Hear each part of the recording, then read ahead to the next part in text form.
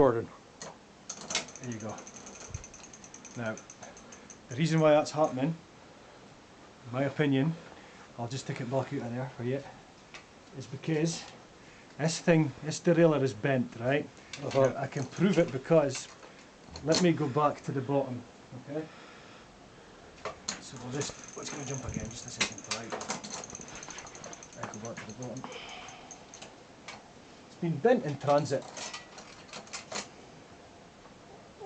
Right. Now, because this has moved the whole assembly that way, it's wanting to start on this gear instead of this gear because the entire lot is over. Yeah. So let me, if I bring this to the, sorry, I'm going the wrong way here.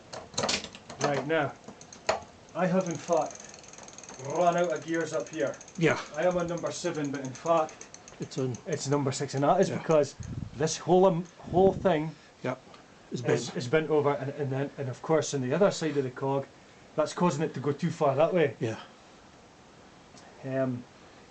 Depending on what you want to do, I could possibly fix that. If you're going to get I actually think I would rather see what they say, and I'd rather get a replacement if they're, because it just shouldn't be this much hassle. No, you're right. It's a brand new bike. You know what I mean? Right. Okay. So that's. Could you get to try and jump off her first, or did you try? Sorry to be a pain. No, I'll do just what you want to do. So that's just. See, sometimes you need these things to be under load, Ken, but. Aye. So what does it want to do there? Jump down? Aye, jump off. No. Right, see how it looks? It's completely out of index. Aye. So I'm going to give it its first click. No, nothing. And it's already in the wrong place before we even start. Aye.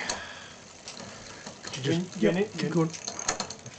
Just like jump off. Yeah.